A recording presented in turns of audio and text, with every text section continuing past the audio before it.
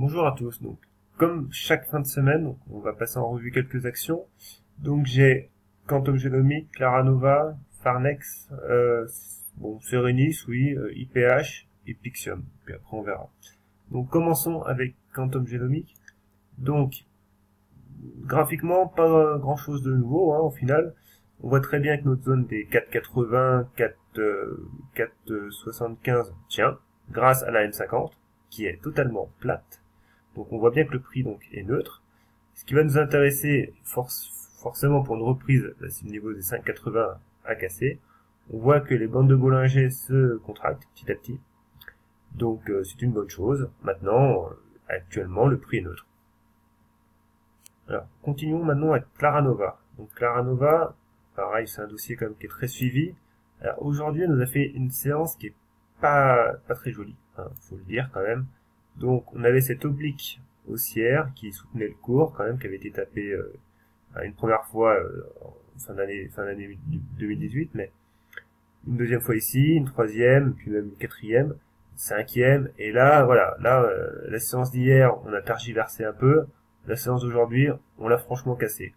Donc on est revenu actuellement sur cette zone des 0,70, 0,68 qui correspond à l'ancienne, alors si je zoome un peu à l'ancienne oblique baissière qui est là.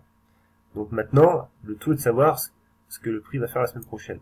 Donc, la bande de Bollinger inférieure est toute proche, mais elle commence à diverger.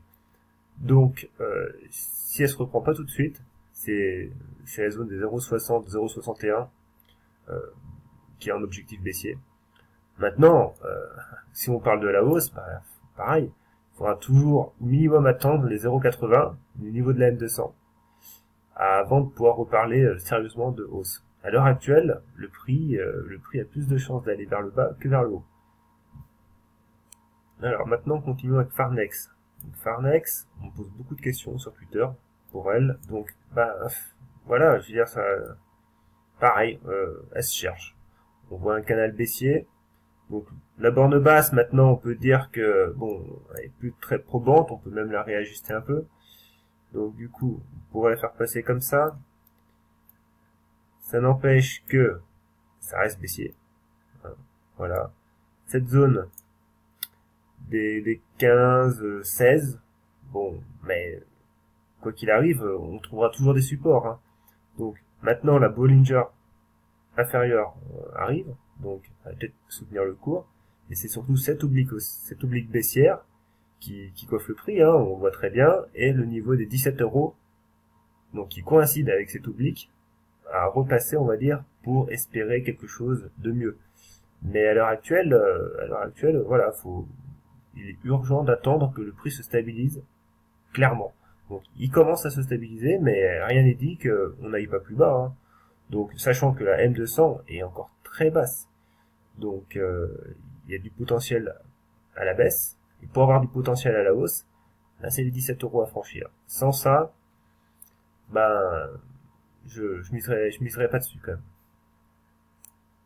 Alors maintenant, continuons avec IPH, Innate Pharma. Donc Innate Pharma, pareil, cette semaine, elle nous a fait une très mauvaise semaine la semaine dernière. Et là, elle tente de préserver son support des 6 euros. Donc elle y arrive. Tant bien que mal pour l'instant, elle y arrive. Donc la M200, on oscille autour. Mais les 6 euros, mis à part quelques mèches, voilà, on arrive à les maintenir. Maintenant, aujourd'hui, elle nous fait une petite reprise. On voit très bien qu'on est on a quasiment franchi la zone des 6,20 que j'écrivais sur Twitter. Bon, pour une reprise haussière, on n'y est pas encore tout à fait.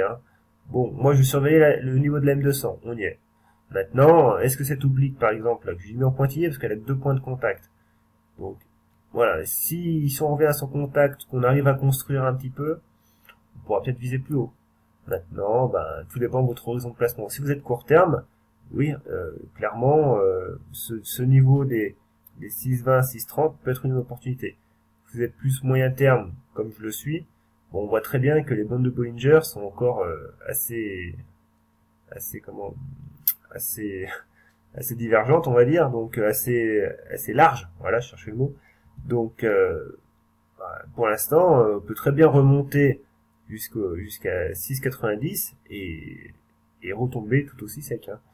Donc, tant qu'on préserve les 6 euros, déjà c'est un point positif. Maintenant, moi à moyen terme, j'attends de voir. Alors, maintenant, on va regarder Serenis. Donc Serenis, hein, c'est pas du tout haussier, c'est même très baissier. Donc voilà, elle était dans un biseau descendant. Ah, oula. Donc, on a été dans un biseau descendant. Bon, le biseau a été cassé en séance hier, mais voilà, moi je surveille toujours, je regarde toujours la clôture. La clôture, on l'a réintégrée. Et conclusion, bah aujourd'hui, on l'a cassé par le bas et on fait un nouveau plus bas historique. Hein. Donc c'est en rien haussier ce titre. M7 baissière, M50 baissière. On a des résistances à tous les niveaux. Donc clairement, c'est pas le titre sur lequel faut miser quoi. Donc voilà, un petit aparté. Alors maintenant, on va regarder Pixium Vision. Donc, Pixium Vision, donc sa config est quand même beaucoup plus intéressante. Hein. Donc c'est une action que je surveille de loin et depuis quelques jours, je me suis remis à la regarder quand même de plus près. Donc clairement, bon, on a toujours une zone de support hein, qui est dans les 1,50. On a le prix qui est coiffé quand même par deux obliques baissières. Donc j'en ai tracé une qui passe par ses plus hauts et une autre qui remonte un peu plus loin. Voilà. Donc maintenant, au milieu, voilà, je sais pas laquelle le prix, le marché du coup va décider. Néanmoins, si on regarde, on voit très bien que le niveau des 1,70, 1,75, c'est un niveau pivot qui correspond également à la M200. Donc voilà, à l'intérieur de ce range, pour moi, le prix est neutre. On peut très bien faire des oscillations, faire une mèche, mais on reste neutre. Donc, par contre, si le prix venait à casser cette oblique baissière plus ce niveau horizontal avec la M200, ouais, ça deviendrait potentiellement très intéressant et on pourrait viser 2 euros. 2 euros correspond, on va dire, à un range plus élargi et surtout à un changement de tendance plus moyen terme. Donc, du coup, je l'ai mis dans ma shortlist et je la surveille. Maintenant, on va parler de Global Eco Power. Donc, Global Eco Power, on va dire que depuis son plus haut de janvier, de fin janvier, bon, elle consolide sur au-dessus des 2 euros. Donc c'est une bonne chose, faut qu'elle les conserve. Parce que clairement, si elle les conserve pas, on pourra évoquer comme objectif baissier, donc la M200, ce qui remettrait pas mal de choses en cause. Hein. Donc, vaut mieux conserver les 2 euros. Alors, les 2 euros quand même vont être, je pense, testés. La M7 est quand même baissière, elle capte bien le prix depuis quasiment le 10 mars. Donc à court terme, on reste quand même sur une pression baissière. Bon, maintenant, voilà, à moyen terme, on voit très bien ce range qu'il faudra dépasser si on veut continuer la hausse à plus moyen long terme. Et on voit très bien aussi cette oblique baissière qui, elle, forcément à un moment ou à un autre, va être testée. Et si elle teste, il faudra quand même s'attendre à une réaction du prix avec une méfiance, quoi. Donc simplement. Donc pour l'instant, on reste neutre, on part sur le fait que les 2 euros sont support et qu'ils vont tenir. Donc voilà. Donc pour finir, on va regarder l'action Prodways. Donc pareil que je suivais pas spécialement et puis qui est ressorti un peu sur mes screeners. Donc maintenant je la regarde. Donc du coup, on voit, bon, là je suis en hebdomadaire, attention, hein, mais on voit très bien que du coup les 3 euros sont support, les 3,20, 3,30 sont une zone de résistance.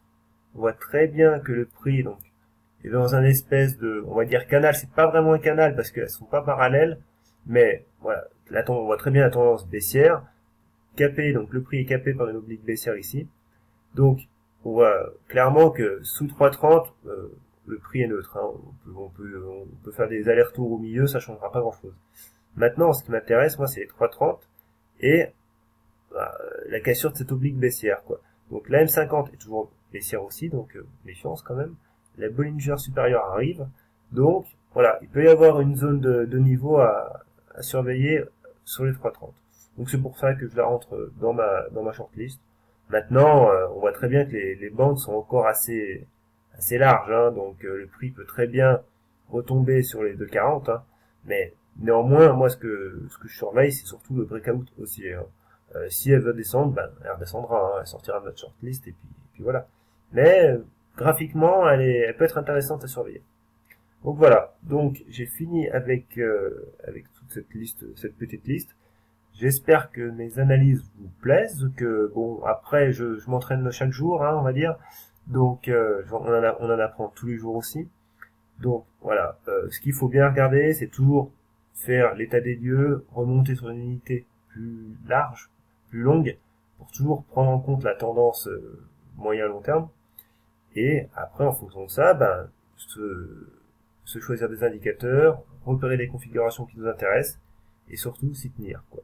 C'est surtout ça, quoi.